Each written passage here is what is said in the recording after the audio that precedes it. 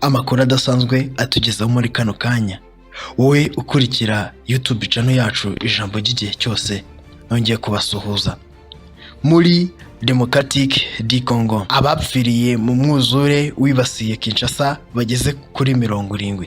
Minisiteri w'ubuzima Repubulika Iharanira Demokarasi ya Congo, Dr. Roger Kamba yatangaje ko abishwe n'umwuzure uherutse kwibasira umujyi wa Kinshasa bageze kuri 70. Uyu mwuzure watewe n'imvura nyinshi yaguye i Kinshasa tariki ya 4 ndetse n'iya 5 Mata 2025.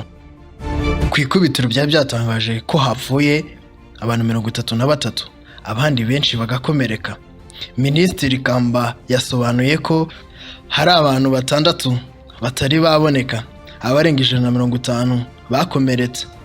Imiryango 21,666 niyo yagezweho ingaruka n'ikiza. Abaturage basaga 5,570 bafite inzu zangijwe n'uyu mwuzure, ubu bacumbikiwe muri stade ya Maritas yitiriwe Tata Rafael mu kigo cya Lumumba no mu kigo cya Kiliziya Gatolika cya Kimwenza. Abaturage bagaragaza ko bagifite ubwoba ko bakongera kwibasirwa n'umwuzure bitewe n'umugezi wa Njiri umaze iminsi wuzura. Urujijo ku mpunzi Abarundi zikomeje gutabwa muri yombi ziri mu nkambi ya Nduta iherereye mu burasirazuba bwa Tanzania zatangaje ko abapolisi bagera mu nkambi bafite intonde z'abantu bakabafunga, ndetse bamwe ntibamenye irengero ryabo. Abamaze gutabwa muri yombi muri iyi nkambi ni 11, barimo abagore n'abasore bakiri bato bafatiwe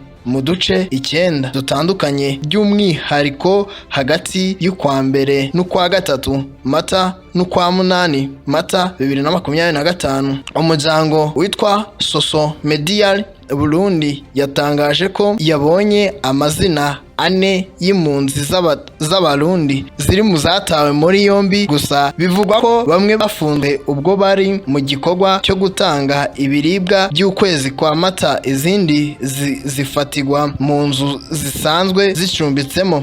Hari abavuze ko bagenzi babo batawe muri yombi n'abapolisi bagenda mu modoka zo mu bwoko bwa pick-up bafite urutonde ruriho amazina yabo bagiye gufata. Izindi mpunzi zivuga ko zihangayikishijwe n'uko abafatwa bikekwa ko bafungiwe muri gereza ya Kibondo, ariko abandi bakaba batazi aho berekeje. Aho mu muryango y'abatawe muri yombi basaba ibisobanuro byerekeye abantu bose, ndetse bagasaba leta ya Tanzania n'ishami ry'umuryango w'abibumbye rishinzwe impunzi UNHCR kwita kuri icyo kibazo. Impunzi z'Abarundi zimaze igihe zivuga ko zibangamiwe n'ihohoterwa rikabije rikorerwa mu nkambi zitandukanye zo muri Tanzania. Raporo zitandukanye z'imiryango mpuzamahanga zivuga ko impunzi muri Tanzania zitabwa muri yombi, zimwe zigafungwa igihe kirekire nta rubanza, ndetse zigakorerwa ibindi bikorwa bihutaza uburenganzira bwa muntu n'ihohoterwa. Inkambi ya Nduta muri Tanzania icumbikiyemo impunzi z'Abarundi zirenga 58,000.